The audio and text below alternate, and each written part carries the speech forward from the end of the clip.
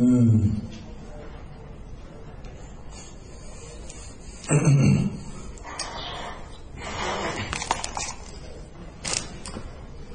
Bhagavad Gita, Lord Krishna has described how every living being in this material world receives different kinds of bodies according to his activities. Purusha prakriti stohi punkte prakriti jangunan karanam guna sangosya sarasatyo nijanvisu.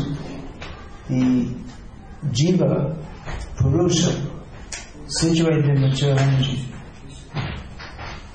punkte prakriti jangunan, enjoys the results of activities within this material nature under the influence of three modes of material nature, and attains various bodies which are considered better or worse according to his association with the modes of material nature. In various ways he is described.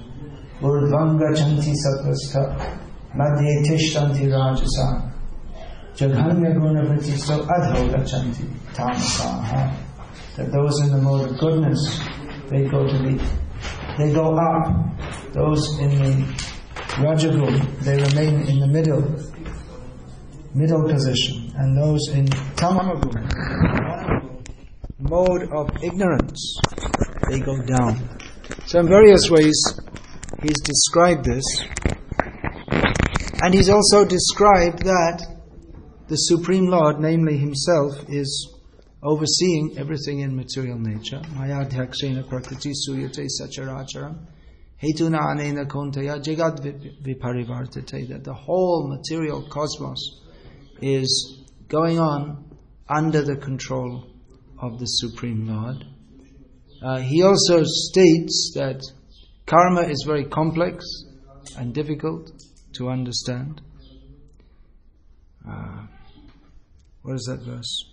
Karmano hyapi bodhavyam. Karmano hyapi bodhavyam akarmana.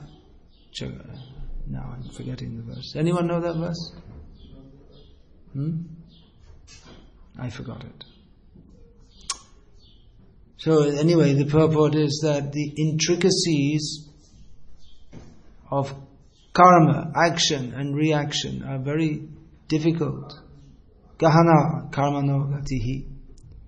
It's very deep and difficult to understand the intricacies of action. Therefore, even great sages are sometimes bewildered. Even we find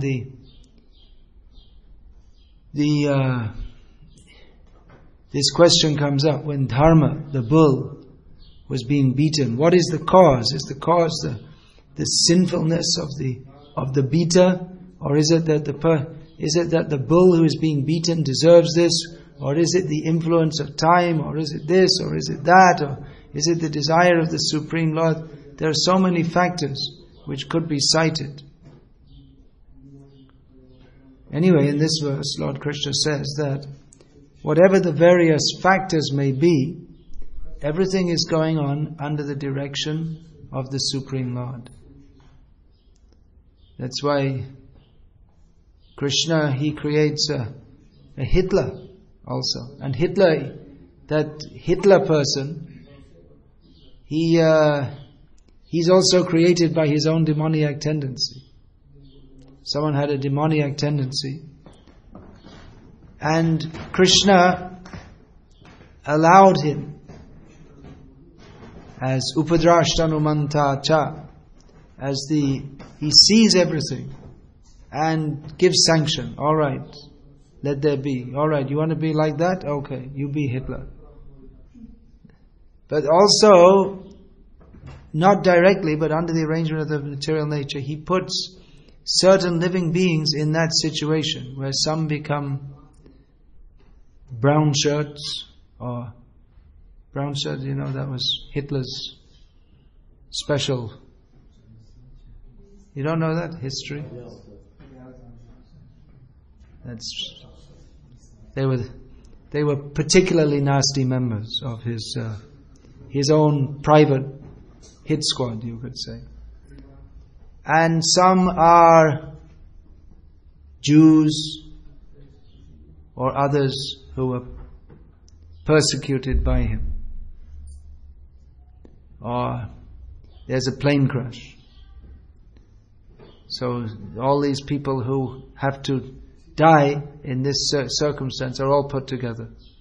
And someone will just miss the plane. There's this, what is that, 9/11? And someone was scheduled to be on that flight, but he arrived at the airport and he missed the flight. He's, I missed my flight. And then he hears, oh, lucky I missed the flight. That happened. My uncle, he was on honeymoon in Yugoslavia. And he missed his flight back. I mean, anyway, it's a minor convenience. You can get the next one. And that flight crashed and everyone on it got killed. And round the other way too, that in Bombay recently there were bomb blasts in the trains. And the brother of one of my disciples, usually he drove to work, but on that day he decided to go by train for some reason, and he got blasted to pieces, killed. So, how is this all going on? It's all going on under the direction of the material energy, which is under the direction of Ishvara, the controller. Here the word used is Ishvara. Krishna is Ishvara. But he doesn't say, I am controlling all living. And he says, the Supreme Lord is controlling. Sometimes he speaks in the third person. And people become confused. Why is he saying that? Maybe he's not God. Maybe he's talking about someone else. But he's referring to his position. So you don't get confused with his friendly function with Arjuna. He's referring to his position. Just like if I say that everyone should listen to the person who's sitting on the Vyasasana. I don't say everyone should listen to me, but you should listen to me because not because it's me, but because I'm sitting on the Vyasasana. Or the Prime Minister may say, the Prime Minister should be properly respected. So he may be referring to some lapse in protocol and reminding that, well, I might seem to be like an ordinary person, and in many ways I might be, but actually I happen to be the Prime Minister, so you should respect the office properly. So in the same way, Krishna speaks in the third person. He doesn't say, I'm controlling everything, because Arjuna already had his doubts that aparam bhavato janma param janma vivasvataha kathame tad vijaneyam tvamado proktavaniti. Krishna said, I spoke. He said, imam vivasvate yogam proktavanaham avyayam. I spoke to Vivasva. And then Arjuna said, you spoke, but you're born much later than Vivasva, so how can we understand that you spoke to him so long ago? So then Krishna's saying, well, the Supreme Lord is controlling. Otherwise Arjuna, he could ask that, well, you're controlling everything, but then why don't you just wipe out all these Kauravas and save me the fight, and then we won't have to speak Bhagavad Gita. Then everything will solve all my problems. But Krishna is saying here, things are more complex than you think, Arjuna. As Prabhupada writes in the purport, Arjuna was not the supreme knower, and his decision to fight or not to fight was confined to his limited discretion. Arjuna might think, well, Krishna he's a good philosopher. But I'm also a pretty good philosopher. So, Krishna, what you said was pretty good. I respect your opinion, but, I'm pretty intelligent too, so I think my philosophy is better than your philosophy, and I'm not going to fight. But Krishna is reminding, beyond your tiny intelligence, there's the intelligence of the Supreme Lord. I'm not simply your friend, Arjuna. I'm the Supreme Lord. And there's a bigger picture than you can imagine. There are more reasons for you to fight than you can imagine. You should have faith that the Supreme Lord is all good, even though He may appear to be bad. People ask such a question that, well, if God is all good, why does He allow a Hitler? Why does He allow such a person? This one magazine, The Week in India, a few years ago, they brought out an article on Does God Exist? As if they're going to solve the question in their materialistic magazine. So they were asking all the wrong people. They're so stupid. Just asking anyone, all that kinds of different people. So as if it's like, like that. Well, if God is all good, why does He allow a Hitler? Foolish. So anyway, one of the people they asked was a well-known lawyer and politician, Ram Jetlamani, I think that's how I pronounce it.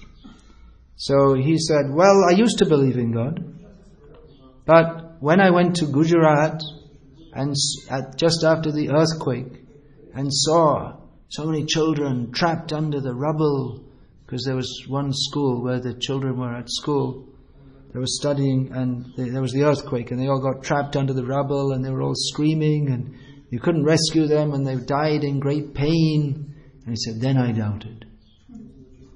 How could God allow such a thing? Innocent children. So such doubts arise due to delusion. Arjuna couldn't imagine how Krishna could want him to fight and incur such sin as attacking and killing his gurus, wiping out his family his whole dynasty, leaving the women unprotected. Arjuna couldn't imagine, but Krishna said there's a bigger plan. It's my plan. Bhubha Haran, for one of the reasons Lord Vishnu, or the main reason Krishna or Vishnu is invited by the demigods to appear in this world is to relieve, to take away the burden of the earth. So Krishna principally did this through the battle of Kurukshetra, and he told Arjuna that whether you fight or not, no one's going back to their homes. They're fighting for the sake of enjoying the kingdom, but they won't have any kingdom. They'll have to move on. With the exception of you, the Pandavas, and a few others. No one will return. They're all going to be killed, whether you fight or not. But it's my plan that you should fight. So, the lesson here is that we may have our plans, but the plan of the Supreme Lord is supreme. That we cannot act against that. And a devotee simply tries to act in consonance with the desire of the Supreme Lord. He does not go against the desire of the Supreme Lord. That is the difference between a devotee and a demon. A devotee tries to cooperate with this plan of the Supreme Lord, and a demon tries to fashion the world for his own sense gratification. So a devotee sees the plan of the Supreme, or even if he doesn't directly see, he accepts that Krishna has a plan. There must be a plan of Krishna greater than our ideas. In this material world, we're always trying to make some stable position wherein we can live peacefully. But there is no such position. However peacefully and nicely we may arrange, cruel death will shatter that position. So this we desire to make a stable position wherein we can live very peacefully, but it's not possible. And especially in the modern age, there's so much turbulence in society that it's very difficult to find any stability. even for a short period of time. Everyone's always in anxiety. And even a very rich person, a very powerful person, their situation can be changed very quickly. They can be dragged down from their position.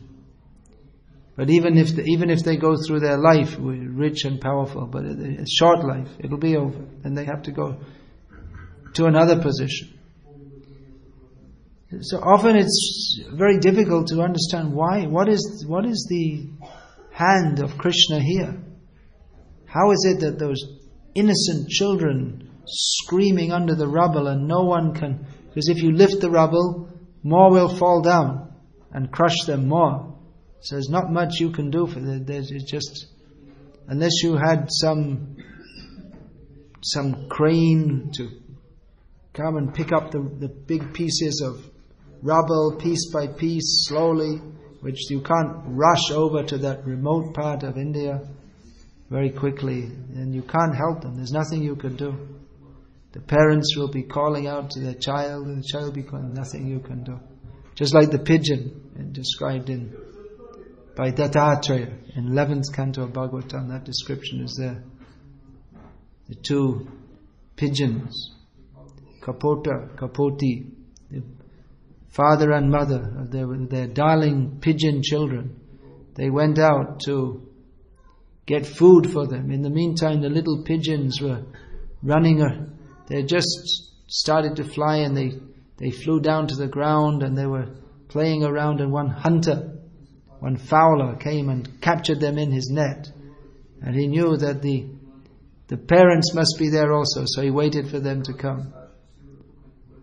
So then the Kapoti, the mother pigeon, came, and she, seeing her darling children caught in the net, she fainted and fell in the net also. And then finally the male pigeon came. It's a very distressing story.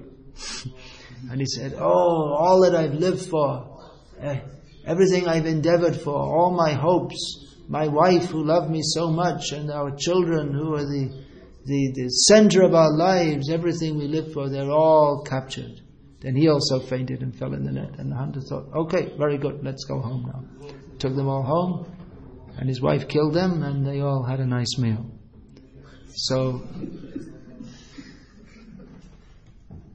the distress of material life, it's difficult to understand that story. And maybe I told this last time I was here. This one story was told to Bhaktisiddhanta Saraswati Thakur of one man whose daughter, his only daughter, beloved daughter, became very sick. And so he had his guru, but then all of a sudden he became very religious, full of bhakti for Gauranga. And he's always chanting Gaura, Gaura, and going to his guru and making special offerings and praying to Gaura, Gaura, save my child. But anyway, she died in great suffering. So one of his friends who had seen him, he was become such a great devotee of Gaura. He saw him again after some time. He said, "You're not chanting Gaura now?" He said, "Gaura? Gaura? There's no such person. There's no such person as Gaura. If there was any such God as Gaura, he would have saved my child. I was so devoted to him. If he had saved her, she would have been a great devotee, and others would have become great devotees. On seeing that, I do not believe there is any such person as Gaura." So someone brought this story to Bhaktisiddhanta Saraswati Thakur, and he said that he never worshipped Gaura. He was worshipping Satan in the name of Gaura. He is not worshipping the Gaura of Rupa Goswami, who prayed that, "Let me be like the chatak bird, who only accepts the rain from the cloud and no other." So in the same way, we'll only accept the mercy of Krishna. Whenever it comes, however it comes, we'll accept it. We won't go anywhere else. He was not worshipping the Gaura of Srivas Thakur, who as Chaitanya Mahaprabhu every night in Sriva Sangha was chanting the holy names and dancing in ecstasy, then one time the kirtan was going on and Srivas heard some wailing from the women's quarters. So he went and said, "What's all this noise? What are you doing? Why are you making so much noise, disturbing the kirtan?" He said, "Well, your son died." He said, "Well, shut up and keep quiet. Don't disturb Chaitanya Mahaprabhu's dancing." So then after some time, they were going on, and Chaitanya Mahaprabhu stopped the kirtan and said, "I'm not feeling so much ecstasy. Something happened in this house. What happened? What happened? Anything happened, Srivas?" He said, No, you go on chanting. "Anything happened?" "Well, actually my son died, but you go on chanting." So Chaitanya Mahaprabhu anyway, he brought the boy to life again, like in the Chitraketu story, and said that, then the boy spoke and said that, "Yes, according to my karmic reactions, I have taken birth in this house, and now under your direction, Gaura, I am destined to go on. But I am so fortunate, I have passed away during your kirtan. So now wherever I may go, according to my destiny, according to my previous actions, I pray that I never forget your lotus feet." So Chaitanya Mahaprabhu and Nityananda said to Srivas that you're so much dedicated to me that you didn't want to disturb my kirtan, even your son died. So now you lost one son and you got two. Me and Nityananda, we've both become your sons. So Nityananda really became very much his son. Srivas, he was quite old, and Malini, his wife, was also quite old and her breast was dried up, but Nityananda, by his potency, revived it so that he, as in the mood of a young boy, would suckle her breast. So many wonderful things. So Bhaktisiddhanta Saraswati Thakur was pointing out that this is worship, or this is actual bhakti. That I shall employ Gaura as my gardener. And the rich men, they'll keep gardeners. They say, "Hey, come here, do this. Bring some vegetables. Why? What's this? What's this going on?" And they order him around. So, "God, you do this. You bring my child. You save my child. Do this. Do that. Save me. Bring some more money." So he's not. God is not to be employed as our gardener, or He is not the supplier of fuel for the burning fire of our material desires. So, seeing the hand of Krishna in everything, it may be very difficult because we are very attached to everything in this material world. We are attached to our situation. We're attached to our comfort. We're attached to our prestige. We're attached to people approving us. But if we are to serve Krishna, we may have to become poverty-stricken. We may have to accept that austerity. We may have to accept the austerity of becoming very rich. That's also an austerity, because then so many people bother you in so many ways. You may have to accept the austerity of being disliked. You may have to accept the austerity of being so much liked that you don't have the time even to eat or sleep practically. People all the time coming at you, coming towards you. According to Krishna's desire, devotee acts and accepts everything as Krishna's desire. Knowing that, ultimately, Krishna has his plan. We should understand what is Krishna's broader plan and try to act within that. Krishna's broader plan is Prithivite Ache Toto Nagaradi Gram Savatra Pracha Hoibe Moranam. Krishna wants that Krishna consciousness be preached all over the world. And devotees, they should take part in that. They should endeavor to spread the movement of Krishna consciousness. But ultimately, everything is in Krishna's hands. If Krishna so desires, this should be our prayer.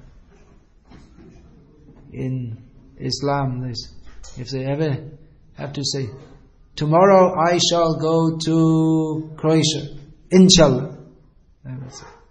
If Allah, if the Supreme thus desires. Because we can't say tomorrow. We can say, tomorrow I shall go. Tomorrow I shall go. And even if there's a snowstorm, I shall go. It is ordained. No one, no, we can't say that. We don't know. There might not be any Croatia tomorrow. We don't know. Probably there will be, but maybe not. Or there may be Croatia, but I may not exist in this same body.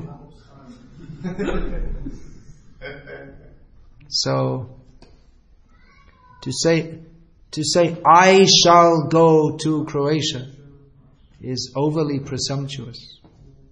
We should remember that I can go if He desires. Ultimately it's in His hand. So devotees should have that faith that we have to act, but ultimately everything is His desire. To see the hand of God in everything. This is different from Stoicism. Stoicism means it's a kind of pessimistic outlook on life in which you just kind of accept that everything bad will happen and you just kind of, okay, alright, what to do. But rather, a devotee has the positive attitude of seeing Krishna's hand in everything and knowing that the hand of Krishna is all good, even if it appears to be not good. Just like in the case, Chitraketu. His son passed away and Chitraketu was saying this was a disaster. But actually, ultimately it was very good for him because he got transcendental knowledge. So, what may appear to be very bad to us may be Krishna's way of teaching us. We should see it like that. That all our endeavors, we tried so long to do something and then all of a sudden, smashed, all the plans smashed. And you may say, oh, why is that? Krishna wanted to teach me that I am not the doer. Maybe I wanted to get the prestige and be praised for doing it, or I wasn't fully surrendered. Krishna wanted to cut my attachment. Always, if we see the hand of Krishna, especially devotees, that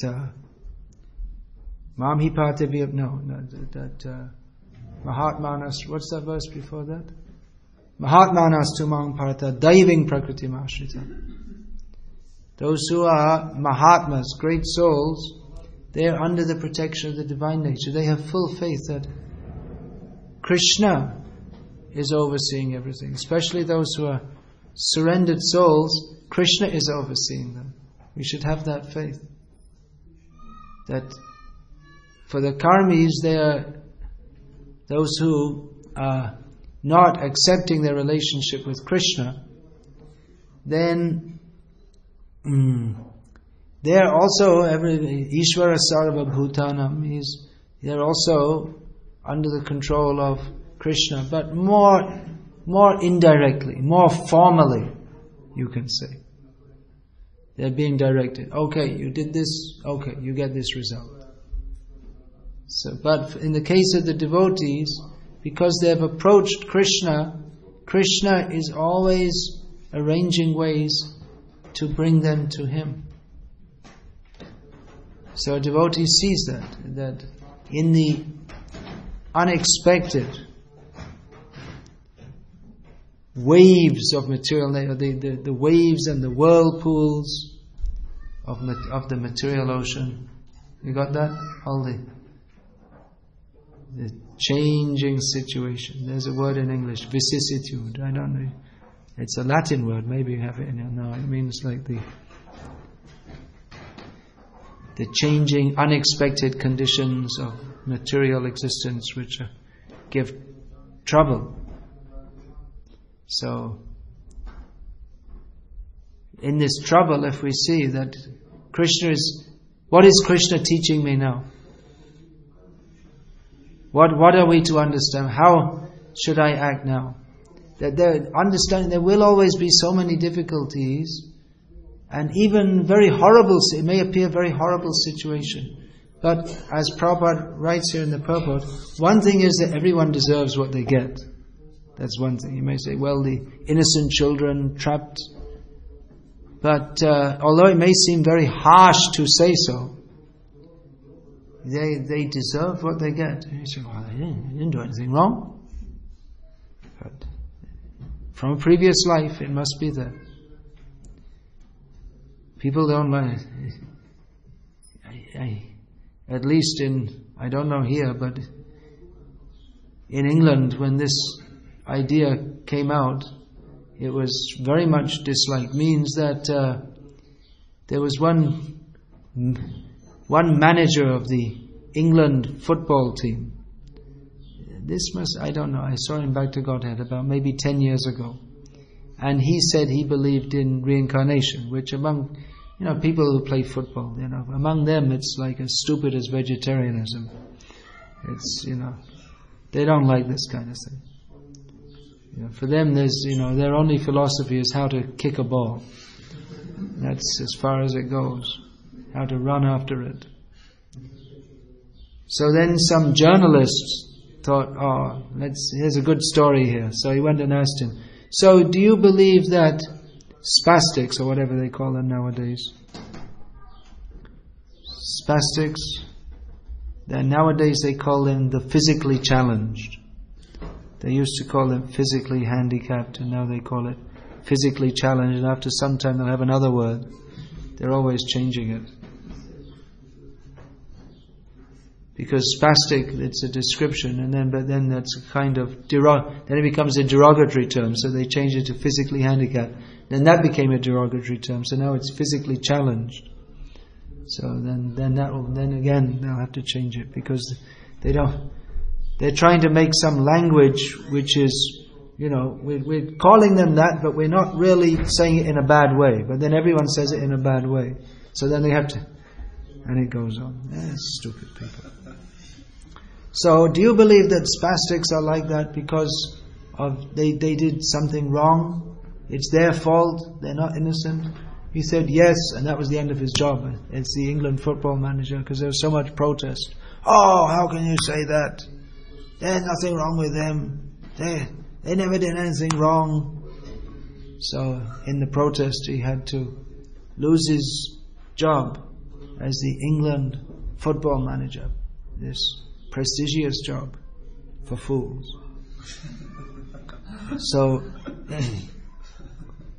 people don't like this. Oh, they're suffering so much.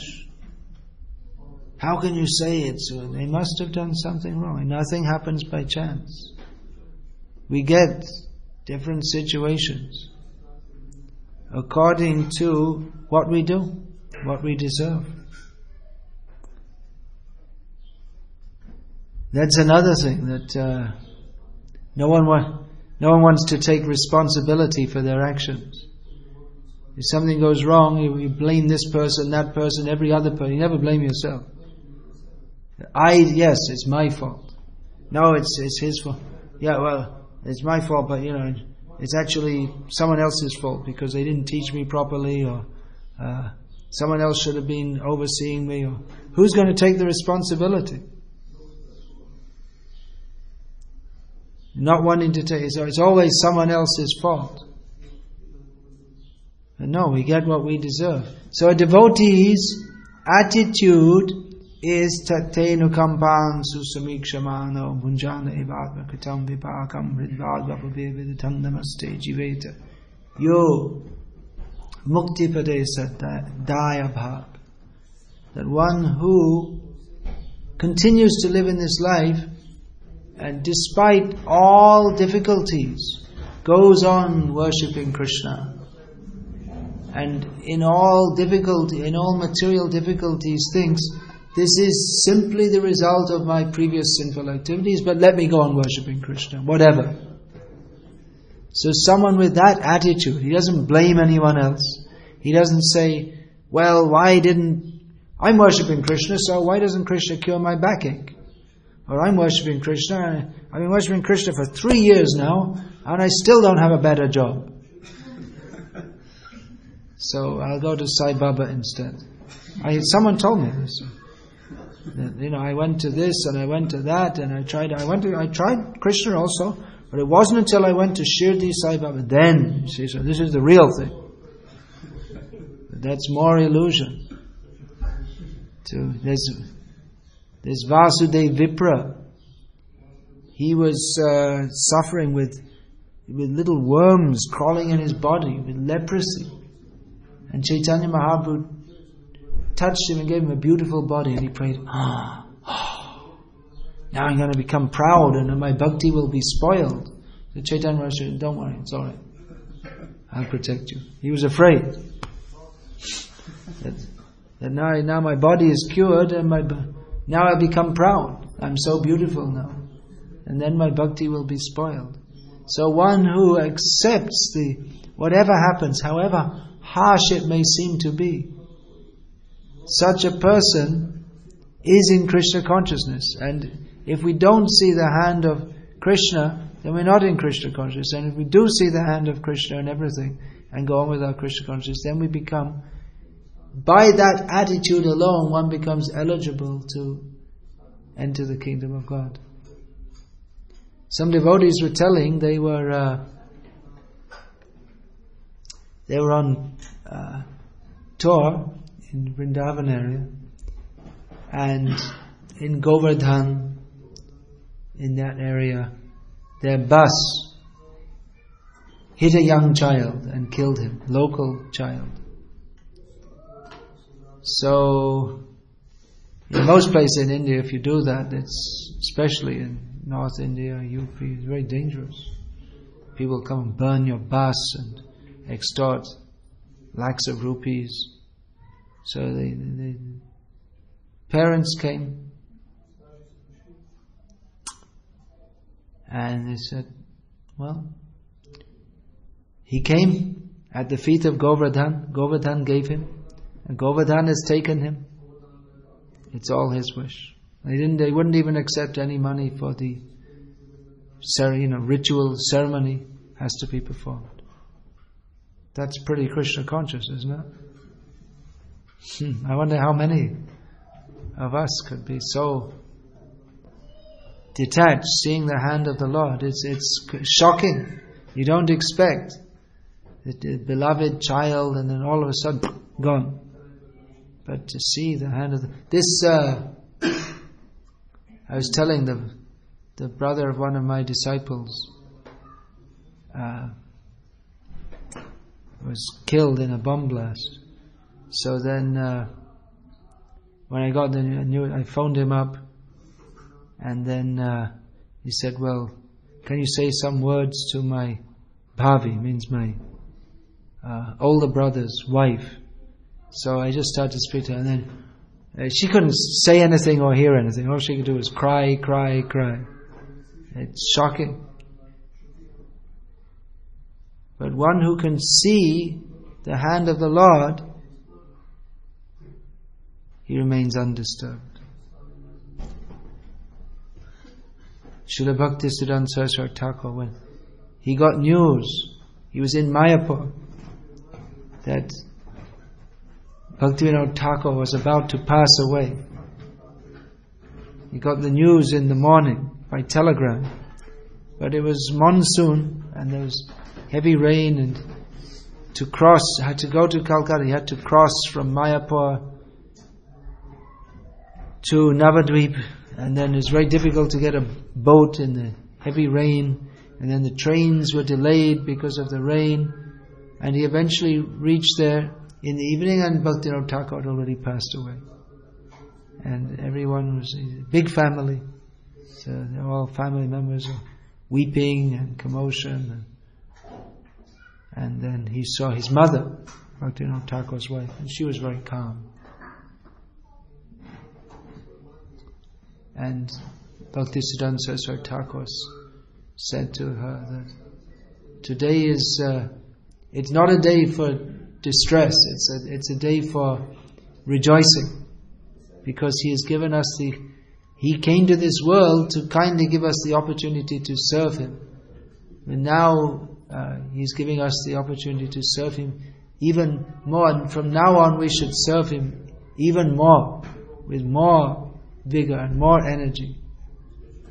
So He calmed everyone down and told them, and you stop thinking of Him as Baba, our Father. And He spoke all night on the glories of the pure devotional service of Srila Bhaktivinoda Thakur. This transcendental vision. Of course, when a great devotee passes away, we feel the distress of separation, but that is not material distress. We should know Krishna has called him, Krishna has taken away. Prabhupada, he was lying on his bed in Vrindavan and devotees were begging him to stay. He said, well, it's all in Krishna's hands. If he wants, I'll stay. If not, no. So then the devotee said to him, but Prabhupada, Krishna will listen to you if you ask him, won't you? He said, yeah. So could you ask him if you can stay longer for us? And Prabhupada, he would be back on foot. Over the days, he would say, sometimes he would say, yes, I will stay, I will live for hundreds of years. And we were thinking, oh, that's wonderful. And then he would say, no, I don't want to stay anymore. Now I want to go. So in this way he was transcendentally teasing his disciples and torturing them. The mundaner would think, well, he's an old man, but he always accepts Krishna's plan. He said, he had heart attacks on the boat going to America. And he said, actually that was my time up, according to normal calculation. But Krishna gave some extra time. He had something for me to do. So, that injunction is given, one who claps his hand 3 times in the arati, all his fate changes. That means we come directly under the direction of Krishna. That's why I don't know anything about astrology, but I was told that there's no use to go to any karmi astrologer for a devotee. If you're actually a devotee. Of course, if you go to a karmi astrologer, then you're probably in karmi mood and you deserve to go there and deserve to get what you get. But they can't understand. You can't. Krishna's hand. You can't compute that. Krishna can do anything. He can change anything immediately. All the astrologers, just like we have so many astrologers, especially just before the year 2000, they were predicting so many things are going to happen. The world's going to end. There's going to be, what's that called? Earth shift. And then there's going to be an ice age. And then, so, you heard all that? Y2K and so many things they were predicting. But whether or not, it's all in the hands of Krishna. And undoubtedly, there will be wars and famines and uprisings and so many horrible things, because it's always going on. If you look in history, we're actually living in an amazingly peaceful period. It's probably, in the whole history of Europe, there's never been such a peaceful period. But when the cow dung hits the fan, it's really going to hit, because when the karmic reactions start to come in force, there's so much sinful reactions piled up. People are asking, why tsunami? Why earthquake? Why not? You think there should be more. It's amazing there's not more. Why terrorism? Why your terrorism, killing so many animals, torturing animals? They say Hitler was so bad, but the whole Western society is based on torturing and brutally murdering living entities. Cows, chickens, pigs, especially. Yeah.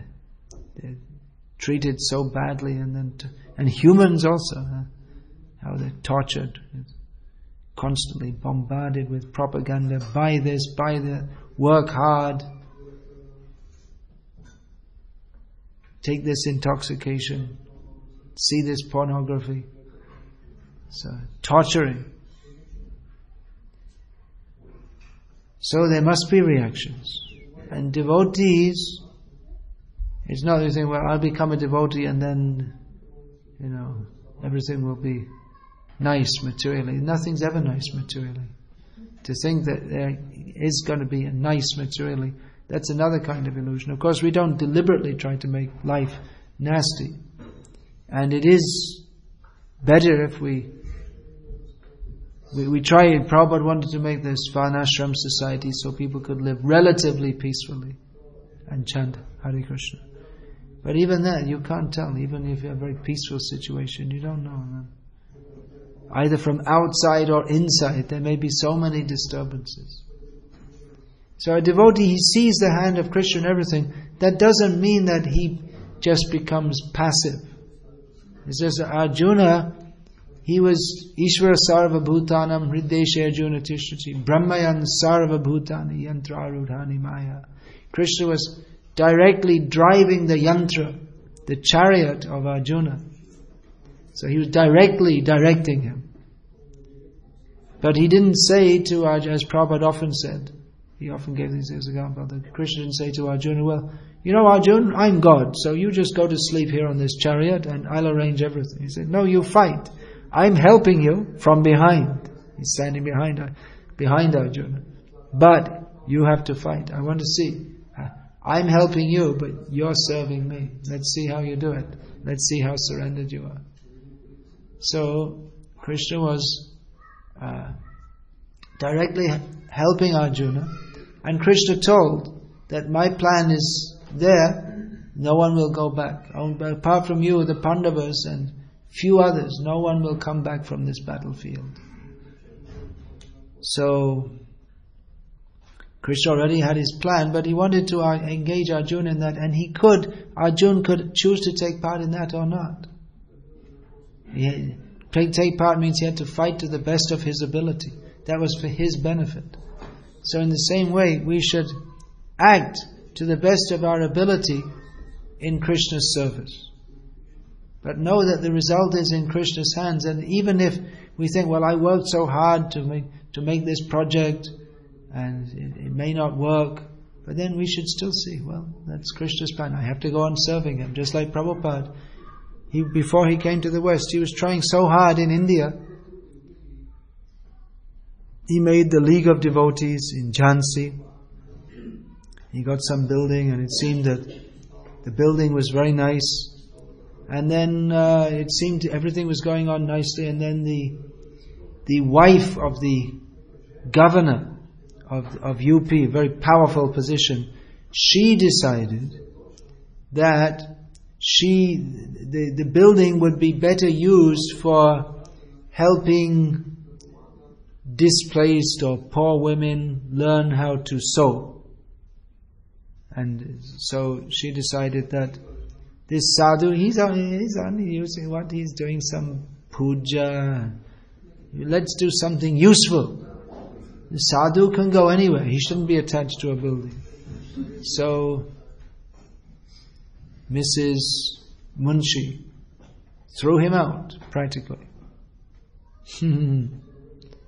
So Prabhupada resisted that for some time, but then he saw he could have got involved in a court case and this and that, but he decided, alright, it seems Krishna doesn't want me.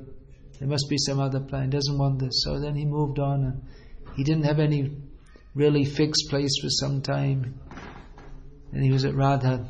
He was at Vamshi Gopal temple. Then he was staying in Radha Damodar temple. Then he went to the west, and Prabhupada he went first.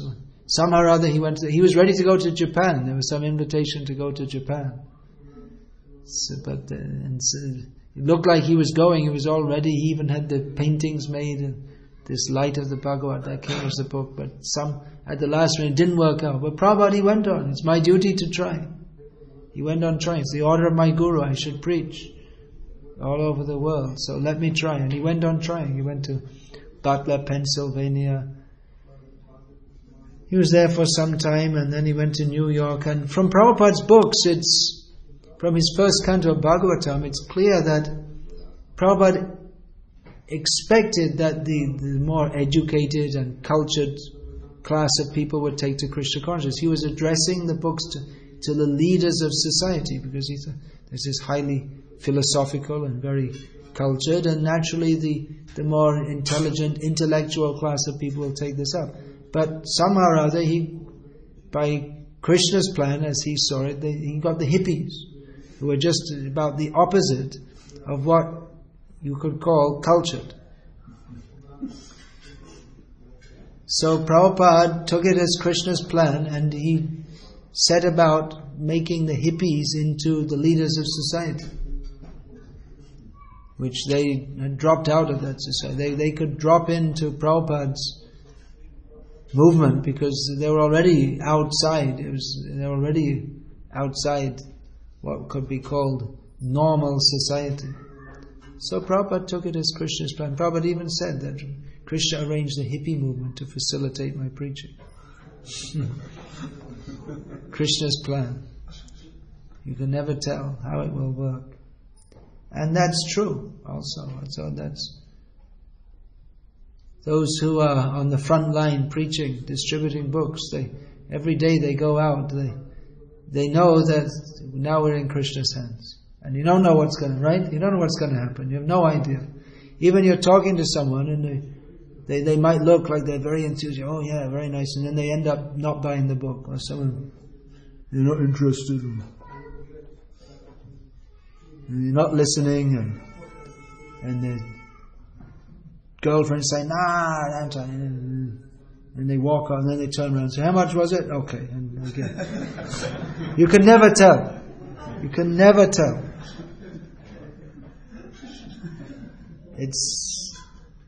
It's not stereotype, that's for sure.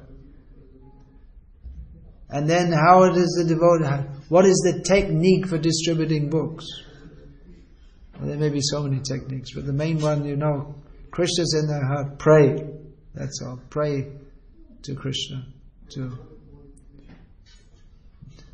say, you don't know what they're thinking, where they're coming from, pray to Krishna that let me say the thing that will appeal to them, that will trigger that reaction, that yes, all right, I want to take this book. And why distribute books at all? Sometimes devotees have the idea, well, we distribute so many books, and what's the use? But in this respect, Prabhupada said, I blindly follow my Guru Maharaj. He wanted this. Prabhupada so many times said, this will change this society. In the Bhagavatam itself, it's Tadvag Visargo, Janataga Viplavo. That this distribution of Srimad Bhagavatam will create a revolution in the misdirected lives of a sinful population. More than whatever else we do. Of course, there's not that other programs shouldn't go on, but Prabhupada, he had more faith in the power of the book distribution. So, we may say, well, what's the use? We distributed so many books. Yeah, we distributed so many books. Very good. Go on. Distribute more. That will change. We don't see the effect, but it's gradually purifying the whole population and preparing them for accepting Krishna consciousness. So to see the hand of Krishna in everything, that requires great advancement. But that is required to follow in the footsteps of Srivas Thakur. We may have to face very horrible situations. We don't know what will happen in our lives.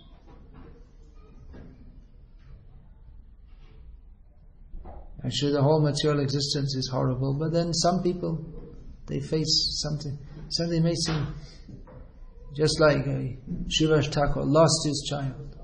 Why should that be? He's a devotee.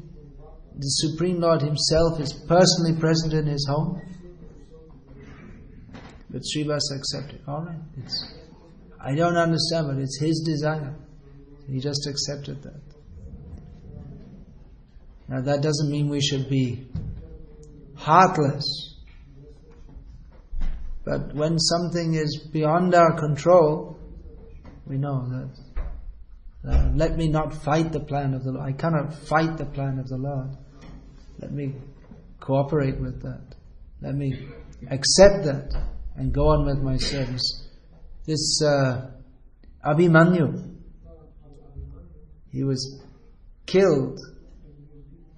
Arjuna got the news and he became so distraught. So one man asked Prabhupada about this, that Arjuna, he was already taught, Nahanyate hanyamanesh sharire, neither the soul is not killed, nor is there a killer. And he was taught that Ashochanan vasochastram pragyabhadam shibhasase gatasana gatasana nanu shochanti pandita. One who is learned, he doesn't lament for the body. So why did Arjuna become so upset? So Prabhupada is saying, well, that's natural to have your son you're very affectionate toward. But Arjuna didn't give up that Arjuna was fixed in transcendental knowledge. He didn't give up his purpose of serving Krishna. So that is the test. It's not that we become callous and don't care. Of course, it might have seemed like that in the case of Srivas Thakur. But in his case, he cared more that Lord Chaitanya's ecstasy not be disturbed. He was philosophically situated that anyway, Lord Chaitanya gave the son and he took him away, just like a Govardhan. Those people said, Govardhan brought him into this world and now it's time for him to go. So they could understand like that. But it's not surprising if someone is attached, but then not to give up our service to Krishna because of whatever happens in this world. We have to go on serving Krishna and understand that Krishna has some purpose. And actually Krishna explained that to Arjuna, that this Abhimanyu, he was formerly in a higher planet, but he was forced to come to this earth. He had some obligation. But then only for this fixed time, 16 years. So his time was up, he had to go. So he went gloriously. So no cause for lamentation. Kirtiryasya sajivati. He lives on even now by his glory. So this learning to see Krishna's hand is very useful in our whole day-to-day life and in our execution of Krishna consciousness. That there must be some plan of Krishna's.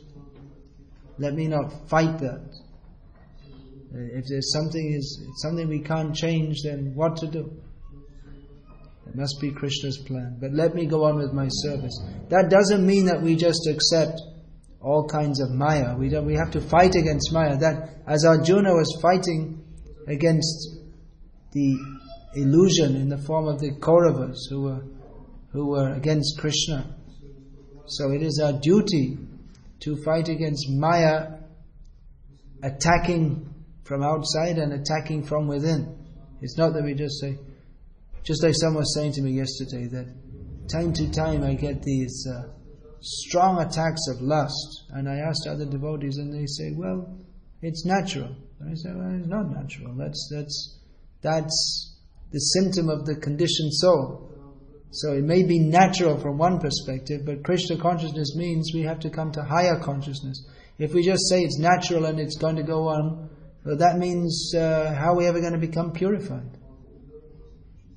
If you say, well, it's just natural, so just accept lust, so, it's just there, so, okay, alright.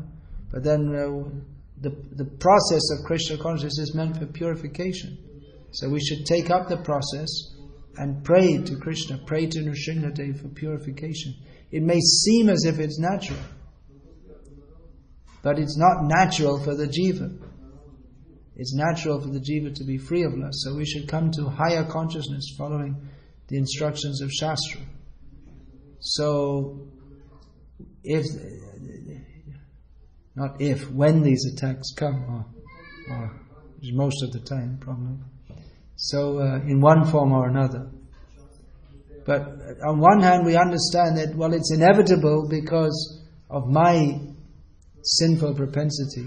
But on the other hand, we have to take shelter of Krishna by chanting His names, by following the process of Bhakti Yoga, and with the faith that Krishna will purify us if we sincerely take shelter of Him. But if these feelings are overwhelming me, we should understand that's because of my previous sinful activities, that I'm affected by such a mentality. But this is the opportunity for me to take shelter of Krishna more. Instead of surrendering to those sinful desires, now I have to catch hold very strongly of Krishna's lotus feet to be protected from those sinful desires. So, various circumstances come about, and we are in various circumstances due to our previous activities, but how we respond to them is the test.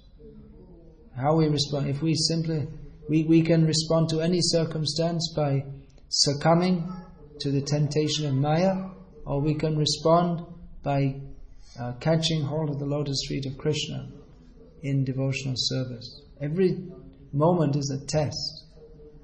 And if we take shelter of Krishna, and again Maya will test more, and test more, and test more, and test more. The tests will go on. And if we see everything as a test, difficult situation is a test, and if we may get some very materially nice situation, that's also a test. Just like Sudama Vipra, he was so poor, but in his poverty, he never blamed Krishna. He thought, well, Krishna is so kind, he's keeping me in poverty, because I would misuse opulent circumstances. He knows I would probably misuse opulent circumstances.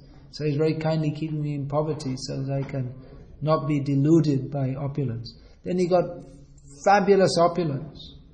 And he prayed to Krishna that now let my mind not be deluded, and he used everything in Krishna's service. That's a test also. Either way, either in opulence or poverty or in between, everything's a test.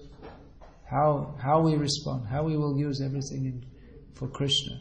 We use everything for Krishna as best we can, and then Krishna might reciprocate. Krishna certainly reciprocates. He might reciprocate by giving us all facilities for devotional service, or He may reciprocate by giving us so many difficulties. And even Krishna gave Prabhupada so many facilities for devotional service, but it wasn't without difficulty. In fact, the more facilities you get for devotional service, then automatically the difficulties come with it. Just like, if you just have a traveling Sankirtan party, well, that has its difficulties, no doubt. But life is relatively simple. But then you get a big building like this, and then to manage it, and then everyone staking some claim on it, and we should use this and that, and more difficulties. So, but then you have to see, Krishna is given, we have to use for His service.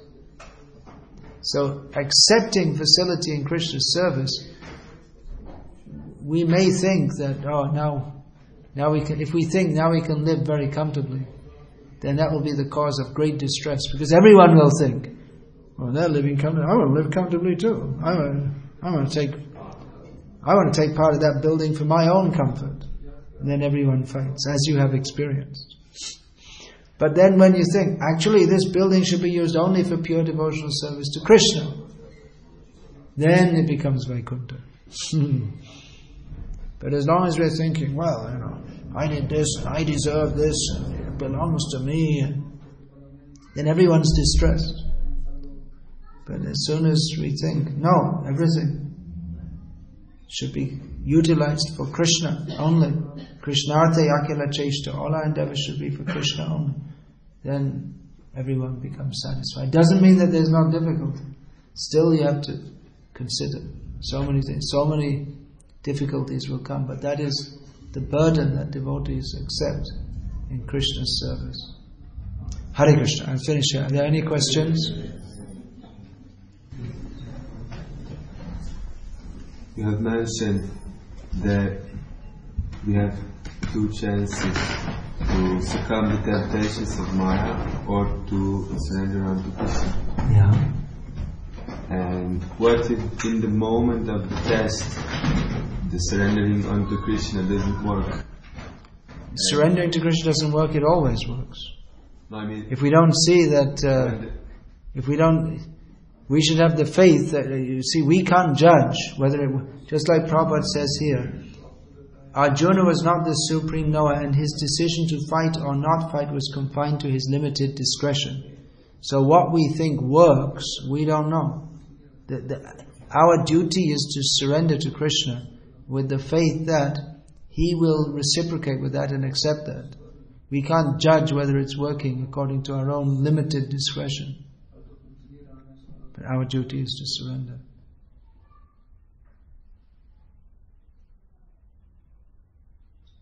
And then leave everything up to Him.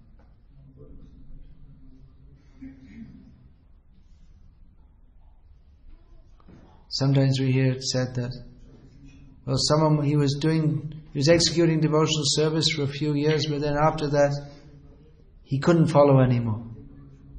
Couldn't follow. What happened? Someone came with a gun and told him, don't chant 16 rounds anymore. What is this? He couldn't follow. I can't follow anymore. You can't? What is this? It's an excuse. You can, but you don't want to. That's what it comes down to.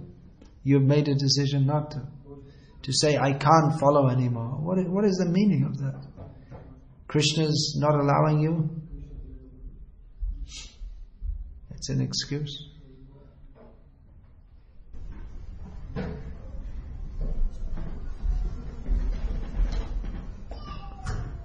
Yeah, anything else? You mentioned the discussion why the bull dharma was beaten. Yeah. So, that's one of the.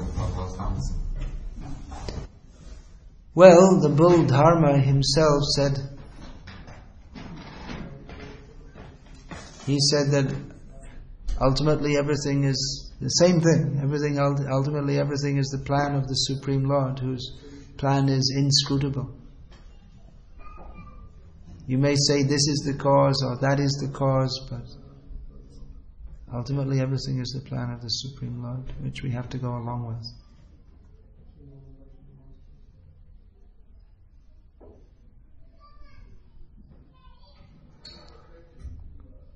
Prabhupada, he told that during the war in Calcutta, Second World War, bombs were dropping just as he was beginning to take his prasadam. And they were calling, come to the bomb shelter.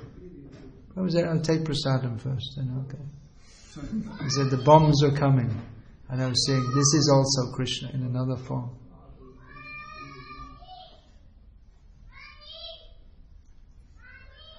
Who has got that vision? Not so easy, huh? Then, anything else?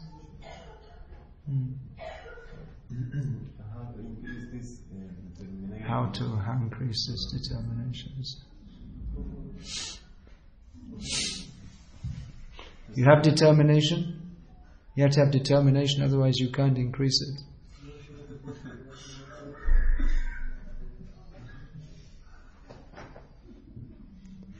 If you're not determined, then if you're determined, you're determined. If you're not determined, you're not determined. So, how can you increase it?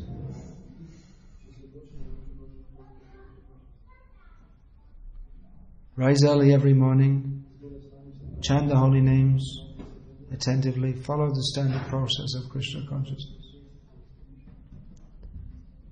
And when Prabhupada was asked, well, what if we don't have the determination to do that? And Prabhupada said, then you are an animal. Because you promised to follow. And if you don't follow the promise, then you're not even a human being. That was Prabhupada's reply.